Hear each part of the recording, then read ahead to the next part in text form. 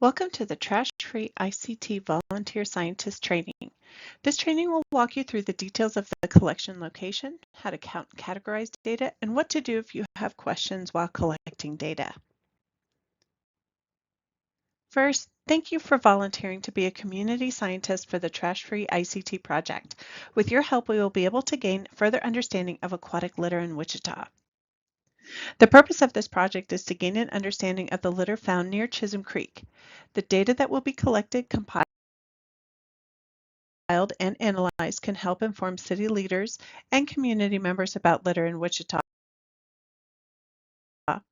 This study can also serve as a tool to increase public awareness of the litter and identify potential litter reduction actions for the city. This study is not meant to give a detailed analysis about a particular type of litter or to be all-inclusive of litter concerns in Wichita. It is meant to be an overview that can guide future actions. So how do we accomplish this? With a trash trap. Trash will flow from a storm drain into the trash collection boom. The boom will trap the trash and prevent it from going further into the wetland and flowing into the Chisholm Creek. First, we'll clean out the boom. Then we'll empty the buckets, sort, count, catalog, and dispose of the trash. You may be asking, where should I go? The trash trap is located next to the Great Plains Nature Center at 29th and Woodlawn. It is located in a small waterway that empties into the wetlands. Just a few things to note. Each event will have site coordinators. They will be your guide for the data collection. They will be able to answer questions and assist with collection logistics. There will be designated areas for separating and counting the trash pulled out of the water. Data collection events will occur approximately monthly and will last as long as it takes to separate, count, and dispose of the litter. All data gathering equipment such as trash bags, buckets, grabbers, and gloves will be provided. Keep in mind that for this study, each piece of litter represents one data point. Remember to think about the litter that you are collecting as data. We're gathering data, not litter. It just so happens that this particular data collection does help to clean up our city. So what should you bring to a data collection event? Every event will be outside, so be aware of the weather and plan accordingly. Wear appropriate clothing for sun protection and for the temperature, including closed-toed shoes. These events may occur in high or low temperatures, so be sure to dress accordingly. Wear strong sunscreen and bug spray even in the winter. Both will be provided at each event. And don't forget hats. Water will not be provided, so bring enough water to stay hydrated for a couple of hours. We encourage you to use a reusable water bottle. You'll be able to access the Great Plains Nature Center building and refill your water bottle and use facilities. You're encouraged to bring your own gloves to use to gather data. However, gloves will be available at each event.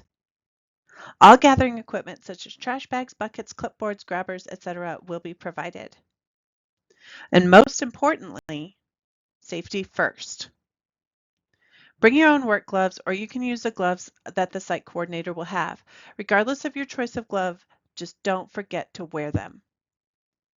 The location has a variety of terrains. Please be careful with your footing on hills, uneven ground, transferring from pavement to dirt, and near water. And do not get into any waterways to gather data. Project team members will pull trash out of the water for you to separate, catalog, and count. Again, please do not get into the water bodies to collect data. Do not pick up any biohazardous waste. If needles, blood, waste, dead animals, or other biohazards are found, please just log it on the data collection sheet and notify the site coordinator. Also, do not pick up any hazardous waste. If hazardous waste such as chemicals, acids, etc. are found, log it on the data collection sheet and notify the site coordinator. So you're dressed appropriately, you understand the safety precautions. Now let's gather some data. The group will separate all trash into piles based on type of material, such as plastic, foam, paper. Then the group will divide into pairs. One person will be responsible for picking up data from the pile and calling out its description and condition. The other person will be responsible for marking the data collection sheet appropriately. More on this shortly. If you have children under 16 with you, they will collect data and record data next to you. So step 1, pick up a piece of data. Examine it. What is it? Is it a bottle, cup, bag, can, utensil? Of what kind of material is it made? Is it paper, plastic, styrofoam, metal? And what condition is it in? Is it fully intact? Is it bent or crushed, partially degraded? Is it rusted, broken, or very degraded? Are there any distinguishing marks, such as a company or business name? Please note, we are not gathering business names to publicly shame businesses or organizations. We are gathering this information solely to allow organizations and perhaps the city and community members to approach area businesses on an aggregate scale when reaching out to talk about litter reduction. Our reports will not mention names. Remember to fully inspect the data that you can collect so that it can be accurately logged. Step 2 is to record the item on the data collection sheet. This sheet has rows and columns that you will use to record the data that you have collected. First, find the item on the item list. These categories are divided by material as well as item type. For example, there's a row for plastic cups, a separate row for styrofoam cups, and a separate row for paper cups. Be sure to find the appropriate description for your item. Next, determine which condition the item is in. Is the item fully intact and in overall good shape? Is the item partially intact or starting to degrade? Is the item very degraded and broken? Make a tally mark next to the appropriate column and row. Are there distinguishing characteristics such as brand names or business names? Write it in the items notes section. Continue to mark the items collected according to what they are and their condition, taking notes of any distinguishing marks or characteristics. Not sure how to categorize something? Refer to your data collection reference sheets. This is the data collection reference sheet. You'll have copies of this reference sheet at the data collection events. This reference sheet provides detailed descriptions of what items may fit into each category. For example, foam cups include any cup of any size made of polystyrene or styrofoam. Glass bottles, jars, and containers include those items of any shape, size, or color. This is the data collection photo reference sheet.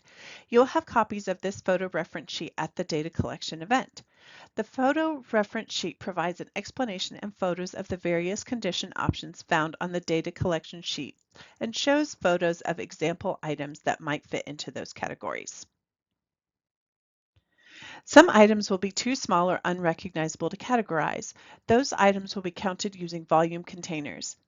If an item of any material is smaller than 4 inches, such as a cigarette butts or bottle caps or tabs, not able to be measured, such as tangles of string or fishing line or netting, or unrecognizable trash, such as clumps of indeterminate objects, then volume data collection sheet.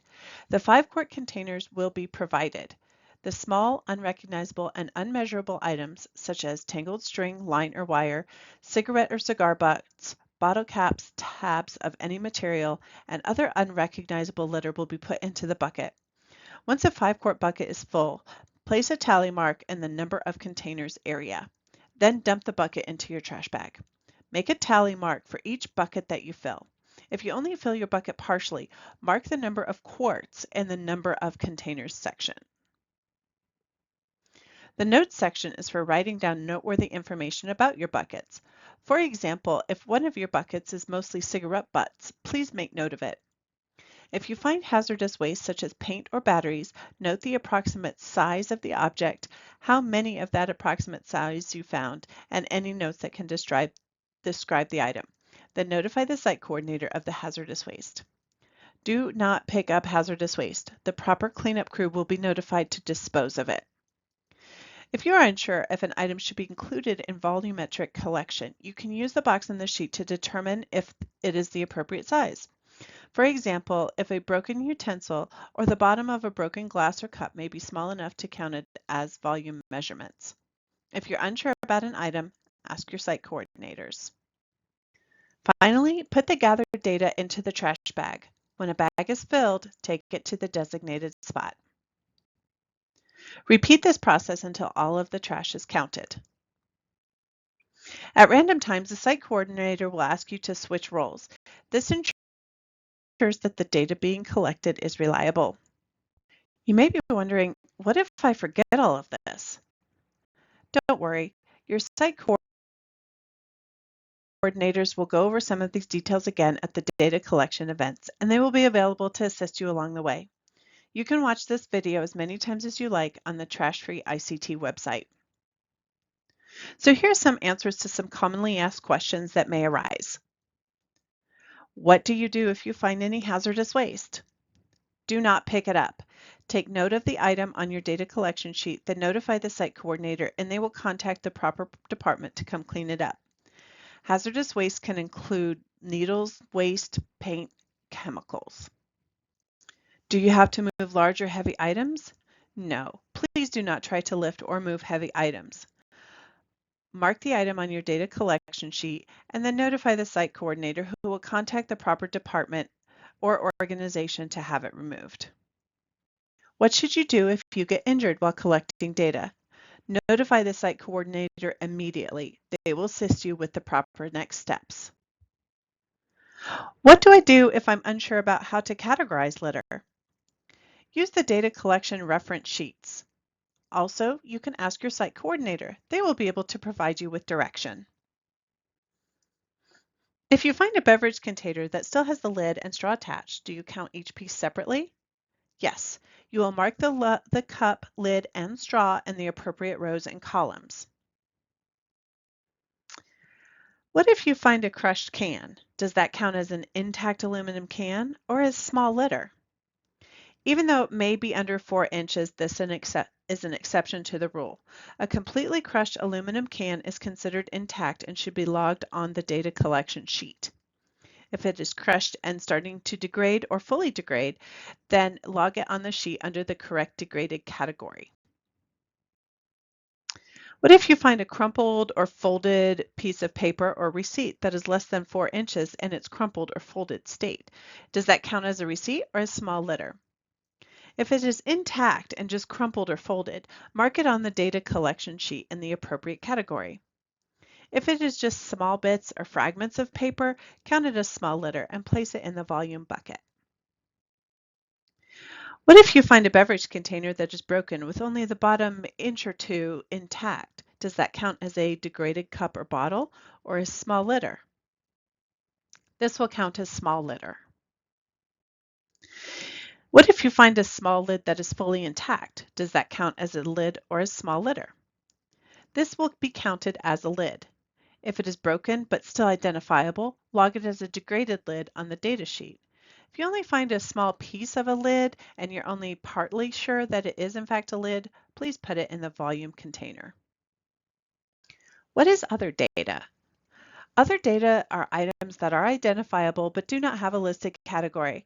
For example, fireworks do not have a category on the data collection sheet, so firework parts or remnants shall be tallied under Other.